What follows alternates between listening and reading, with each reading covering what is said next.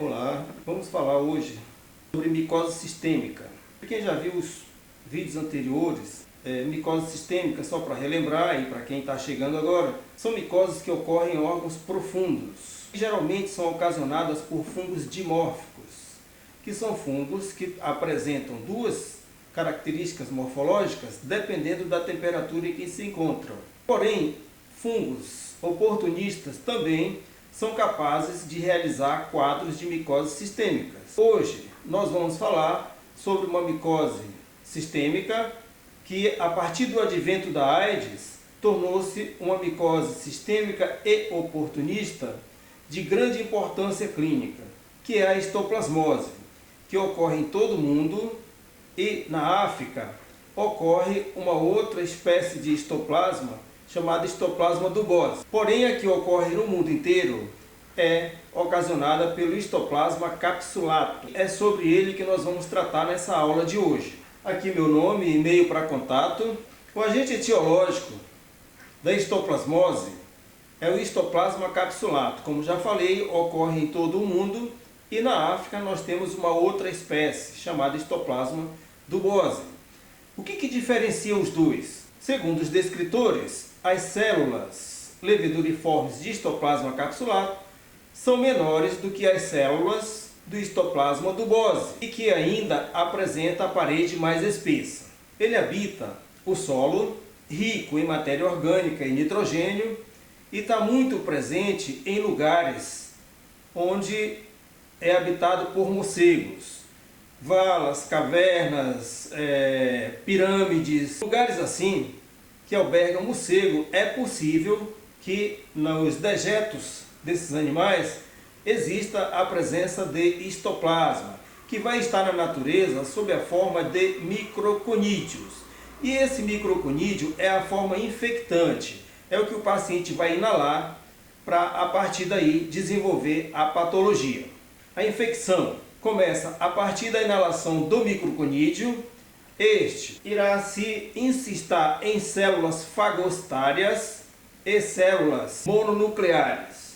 A resposta imune é mediada por linfócito T-help1, a gente vai falar mais na frente desta resposta. E no pulmão e linfonodos mediastinais vão ocorrer a formação de nódulos que, com a cura da doença, eles tendem a calcificar. Porém, não é incomum que nessas lesões, mesmo já tratada, exista a presença de células viáveis ainda para se multiplicar, caso o paciente tenha uma baixa expressiva do sistema imunológico. É possível que haja uma recidiva, e a isso a gente vai chamar de histoplasmose aguda ou disseminada. A histoplasmose clássica, ela geralmente é assintomática e ocorre a conversão da histoplasmina, que neste caso será positiva. Aí pergunta-se, o que é histoplasmina? A gente tem uma lesão, a gente tem uma foto de uma lesão mais para frente, onde eu vou explicar melhor o que é isso, essa reação. O ciclo pulmonar da patologia geralmente é agudo,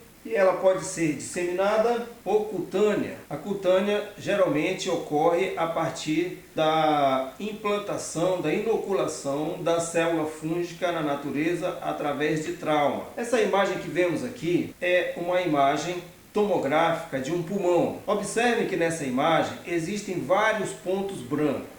O que são esses pontos brancos nesse tecido pulmonar? São formações de cásios, de nódulos, ocasionados pela proliferação do histoplasma. Já que ele se multiplica no interior de células fagostárias, é comum que muitas células fagostárias se juntem nesse local, formando um nódulo. Nessa imagem que acaba de aparecer, tem três estruturas esféricas que são os microconídeos existentes na natureza.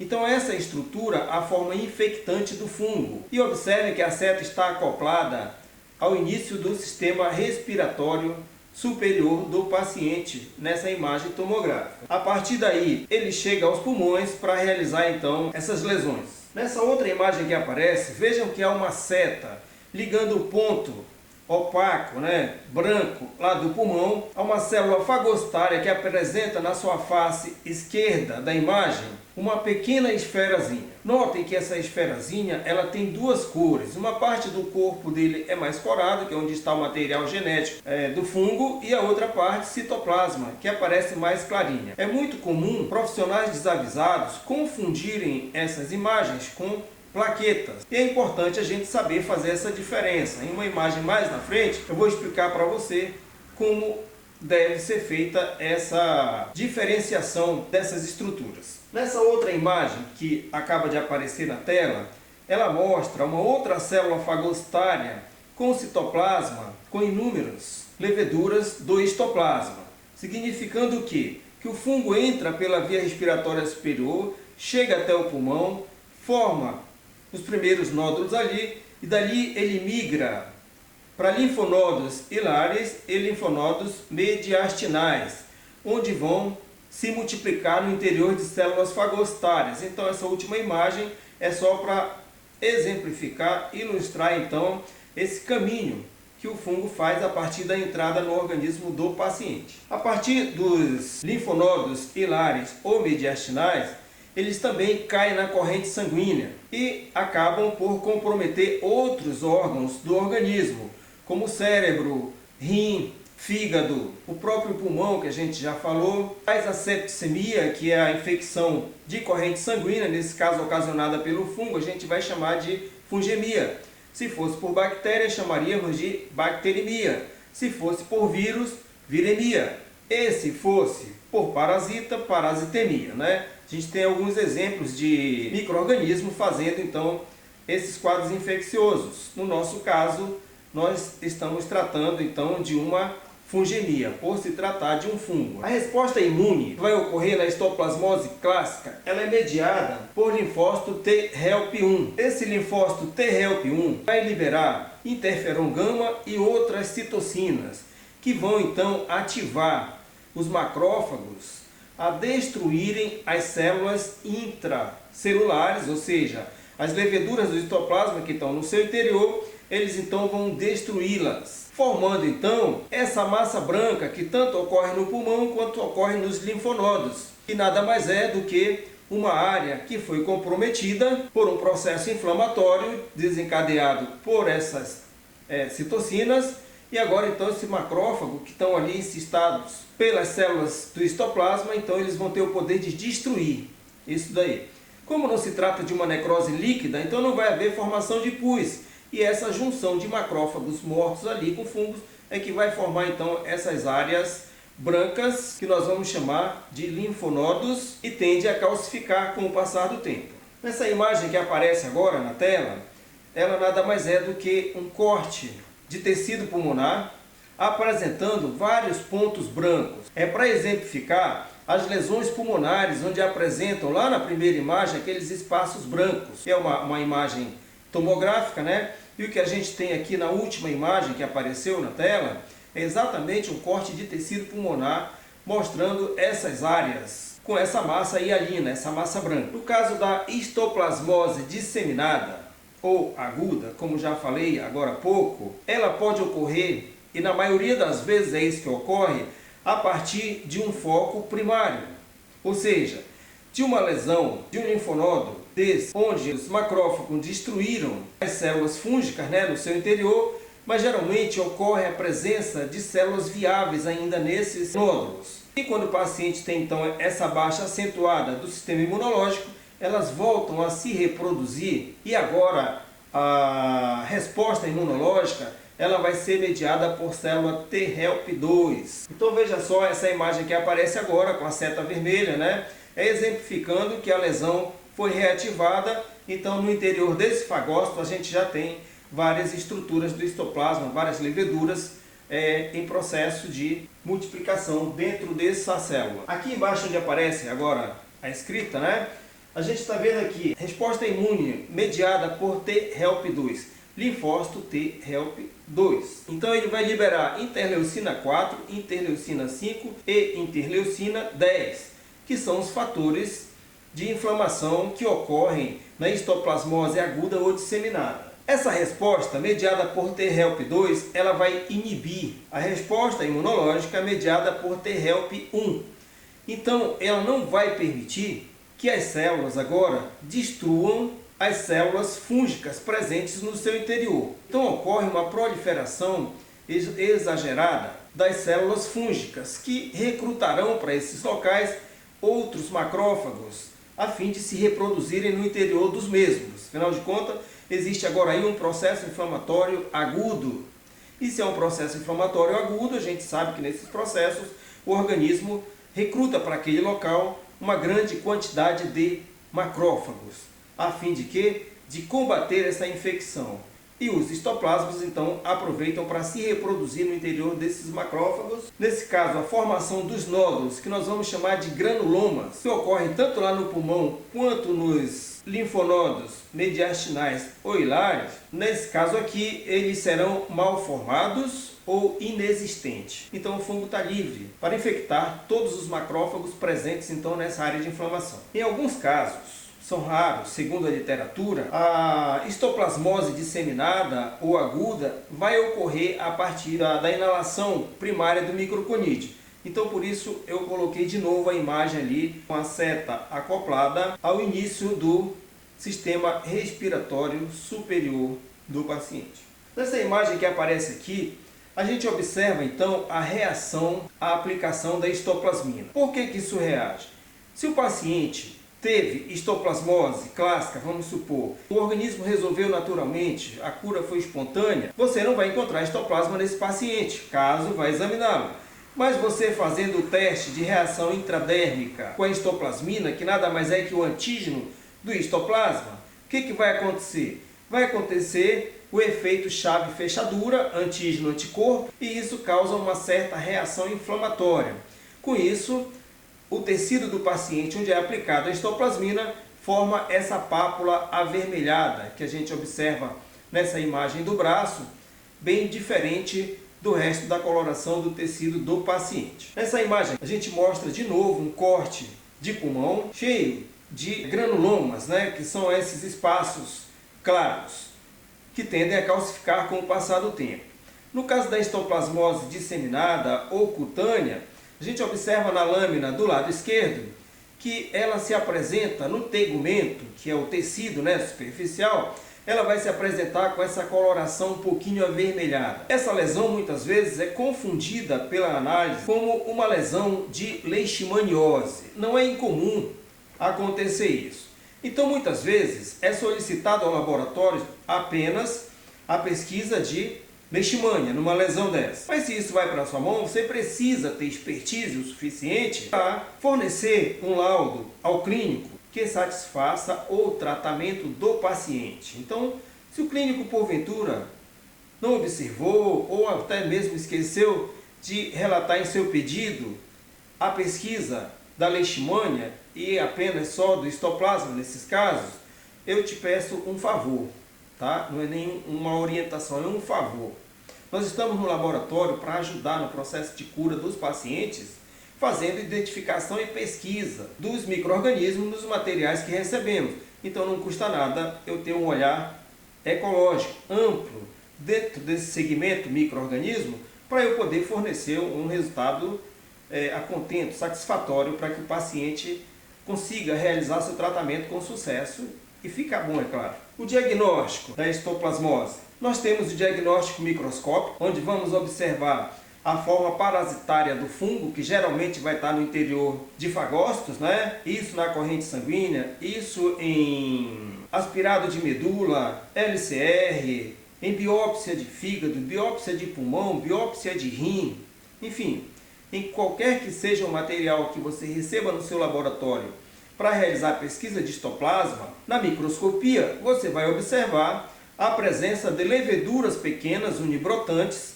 e que geralmente vão estar no interior de fagócito. Quando está na corrente sanguínea, é possível se fazer essa confusão entre leishmania e histoplasma. Mas a gente tem uma lâmina aqui para te orientar a resolver esse tipo de problema. Os espécimes clínicos que eu posso receber, já falei aí vários para ti, mas eu posso receber escarro, eu posso receber lavado broncoalveolar, eu posso receber secreção traqueal e tudo isso aí vai configurar material respiratório. Assim como eu posso receber uma biópsia de qualquer tecido. Só que essa biópsia, pessoal, esse fragmento de tecido, seja do pulmão, do rim, do cérebro, do fígado, ou até mesmo de tecido cutâneo, esse material precisa chegar para ti em soro fisiológico. O micologista nunca deve aceitar no seu laboratório para a cultura de fungo um material em álcool ou formol, ou qualquer material que seja fixador do tecido. Por que isso? Porque vai inviabilizar a cultura. O micro-organismo não vai mais crescer. Então como que a gente resolve isso? Simplesmente brigando, eu não quero e pronto? Não. Se vier assim, eu ainda posso fazer a pesquisa microscópica, é uma questão de relação médico-laboratório, laboratório-médico. E aproveitar nesse momento para orientar os clínicos, os dermatologistas, enfim, que todo o material retirado para pesquisa de fungo e que for escolhido o seu laboratório para receber e processar o exame, que esse material venha dentro de um frasco estéril com solução fisiológica. Dessa forma, o material está viável para que o fungo consiga crescer. Ah, mas tem o anátomo patológico, que nós costumamos chamar de histopatológico, a ser feito também nesse tecido. Não tem problema. Na sua bancada de micologia, você vai retirar pequena parte desse material e imediatamente vai enviar para a anatomopatologia ou para a patologia, como nós costumamos chamar dentro do laboratório, a parte que sobrou. Para que isso? Para que lá na patologia eles possam colocar formol dentro desse frasco a fim de fixar, de manter a arquitetura do tecido para que a pesquisa de células neoplásicas, que é realizada para diagnóstico de câncer, ela seja feita também de forma satisfatória.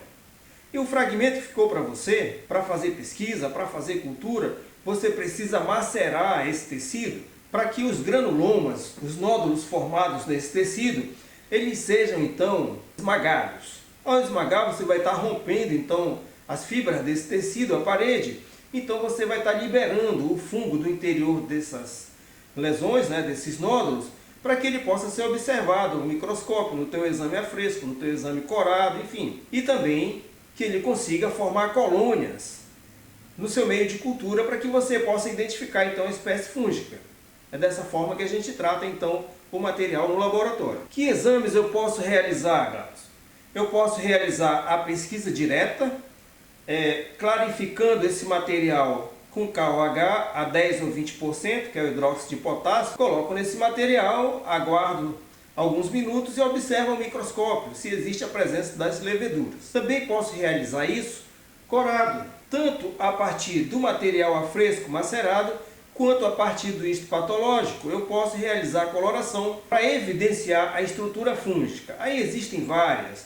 Tem o Grucote, tem o PAS, tem o corante experimental que eu utilizo, tem o azul diamant, enfim, tem uma série de corantes aí no mercado que a gente pode lançar mão, utilizar para que evidencie a colônia do fungo. No laboratório, eu, como micologista, nos casos de histoplasmose, eu prefiro pegar esse material e fazer a análise dele colorida pelo Leishman.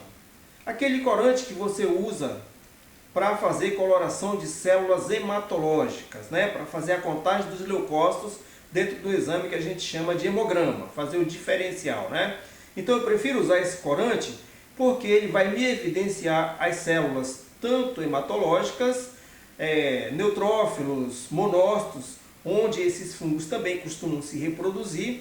É mais raro do que nos macrófagos, mas acontece. E também vai me evidenciar o macrófago colorido, com seu núcleo roxo, citoplasma mais claro, evidenciando então no interior deles a presença das leveduras. Cultura pode ser realizada? Claro que pode, desde que o teu material não esteja com conservante, do tipo álcool ou formol ou qualquer outro fixador.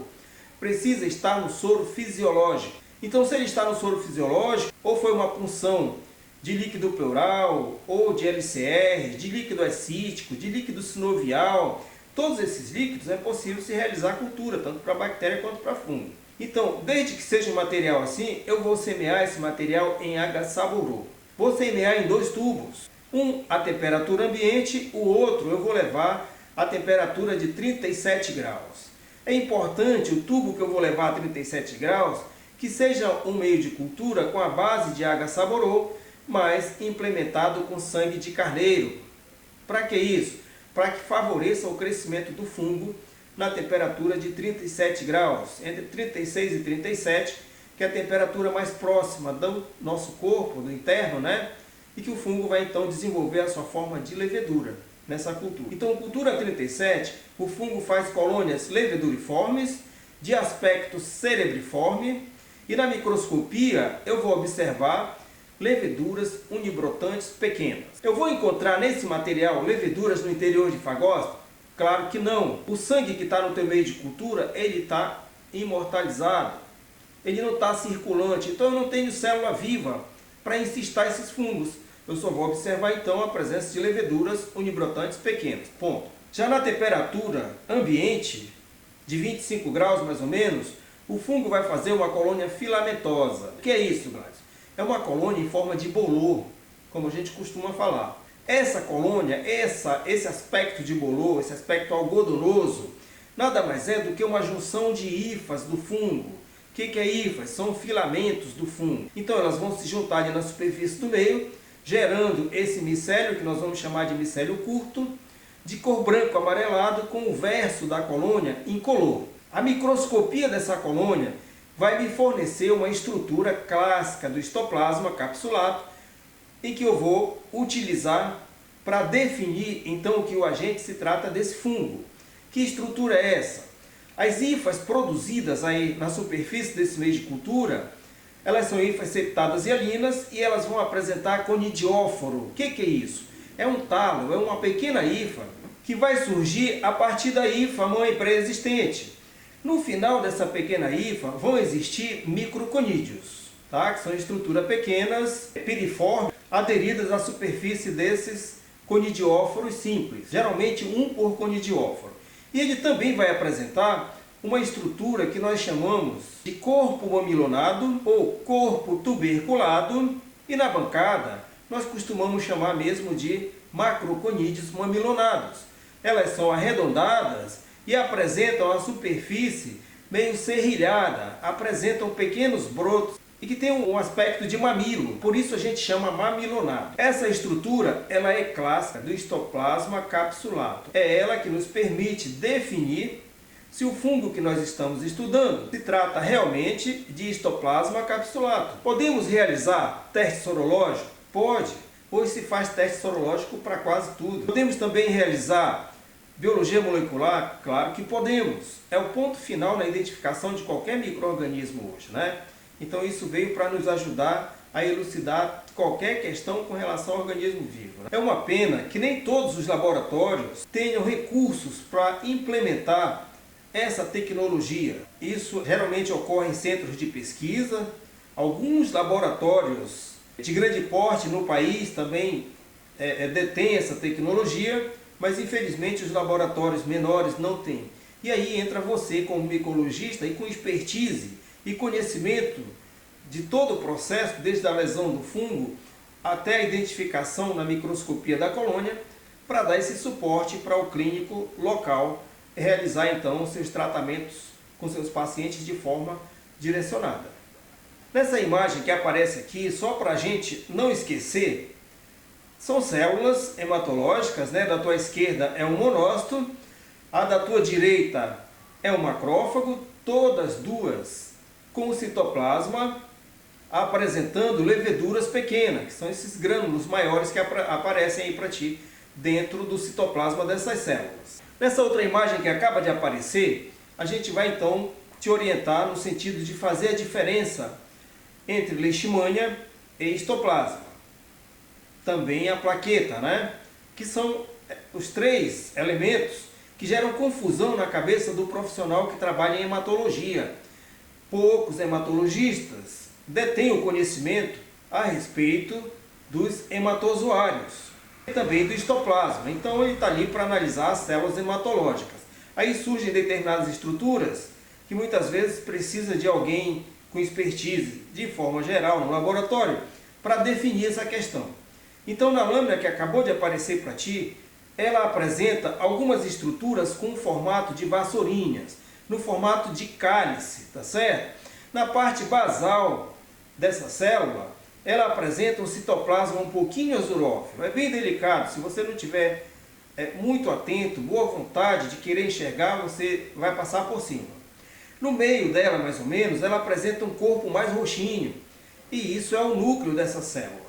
E na parte de cima, é como se fosse então a parte da vassoura, né? Então cabo e vassoura juntos aí formam essa estrutura, que nada mais é do que a estrutura da leishmania. É a forma amastigota da leishmania, que é o que nós encontramos na lesão do paciente, já que a forma promastigota é encontrada lá no flebótomo, né? O mosquito que faz a transmissão, o vetor da leishmaniose, tá? Nesse caso aqui é material extraído de lesão, de sangue também, tem várias hemácias aí nessa lâmina para te observar e fazer uma diferença na relação tamanho leishmania-plaqueta, para não haver confusão, tá certo? E aí compara essas estruturas com a estrutura de histoplasma que tu observa nessa tua célula sanguínea, nesse monócito que eu acabei de falar para ti, na parte externa direita dele, tá? Ela lembra uma plaqueta, porém ela é bicolor.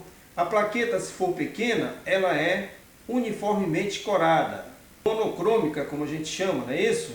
E se ela for grande, que não é o caso aqui, ela vai chamar de policromática, né? Nesse caso aqui, a plaqueta se assemelha então ao histoplasma, porém essa cor diferencia os dois, para quem não tem experiência, tá certo? Então o citoplasma é mais clarinho e o corpo onde está retido o material genético desse fungo, ele adquire a mesma coloração do núcleo da célula que o alberga, do macrófago, do monócito, do neutrófilo. Aqui nessa outra lâmina, eu falei agora há pouco para vocês sobre os corantes que se usa. Então se encontra aqui uma lâmina corada pelo Groscourt, que tem por princípio, né, a impregnação pela prata na parede do fungo. Tudo que é estrutura fúngica vai ficar corado de preto, não nos permitindo então observar a parte do núcleo do citoplasma ou a parede do fungo. Mas, enfim, para quem só quer enxergar fungo, essa é uma coloração boa, porém muito cara. É possível se trabalhar em laboratório com uma coloração mais barata. Em outras aulas postadas aqui mesmo nesse canal, se vocês forem observar, nós temos a de blastomicose, nós temos a de hialofomicose, nós temos a de feofomicose, a de micose cutânea. Em quase todas elas, eu faço a utilização de um corante experimental e venho tendo um bom resultado com a coloração das estruturas fúngicas. É só dar uma olhada lá, assistir as outras aulas, que você vai saber do que eu estou falando. Nesta aula aqui também tem, mas esse fungo, por ser muito pequeno, a estrutura, a gente não consegue então definir alguns detalhes da parede do fungo. Como falei também, no material biológico, né, no espécime clínico, eu ainda prefiro utilizar o Leishman. Por quê? Porque o Leishman vai me dar a coloração do núcleo da célula, vai me dar a coloração do citoplasma, vai me mostrar no interior dela a estrutura do histoplasma. Também colorido o seu núcleo de cor mais intensa e o citoplasma dele um pouco clarinho. Então, é a coloração perfeita para você pesquisar histoplasma em espécimes clínicos. Seja líquido, biológico, né, de cavidades, seja sangue, seja biópsia de tecido. Nessa imagem que aparece aqui, exemplifica aí uma colônia de histoplasma capsulato cultivada a temperatura ambiente. Então, ela é uma colônia filamentosa, mas que se confunde com várias outras colônias de fungo, né? Quem trabalha com micologia sabe que tem uma gama de fungos que apresentam colônias brancas ou branco-amarelado e de aspecto algodonoso com micélio curto, né? Então, porém, nós não definimos. O que vai me fazer definir o fungo? A microscopia dessa colônia filamentosa, que nós já comentamos há pouco e vamos mostrar de novo para ti. Do teu lado direito, tu tens uma colônia com a superfície cheia de reentrâncias. Então é uma colônia cultivada a 37 graus, leveduriforme e que apresenta o aspecto cerebriforme, por apresentar essas reentrâncias na superfície. Na microscopia dessa colônia, já falei também, vou repetir, nós vamos observar leveduras pequenas unibrotantes. Essa imagem mostra os macroconídeos mamilonados de uma cultura de histoplasma a temperatura ambiente. Observa que ela é circular, esse corpo mamilonado ou tuberculado, e na superfície, além do círculo, você observa vários, como se fossem espículos. Lembra até a superfície do coronavírus, né? Mas são mamilos, ou seja, são brotamentos com aspecto de mamilo, né? Por isso ele é chamado então de corpúsculo mamilonado, corpo mamilonado ou corpo tuberculado. E na bancada nós chamamos de macroconídeos mamilonados. Nessa imagem que apareceu à tua direita, também é microscopia de uma colônia filamentosa de histoplasma capsulato, colorida com corante experimental. A foto não ficou bem feita, por isso nós não conseguimos observar os tubérculos, né? A forma de mamilos que aparece em volta dessa estrutura redonda. Mas a gente observa com bem atenção que a superfície dela não é lisa, tá? É como se ela fosse serrilhada. Esse serrilhamento que ocorre em volta dela nada mais é que os tubérculos, né? Então são macroconídeos mamilonados também. Esse corante, ele é baratinho.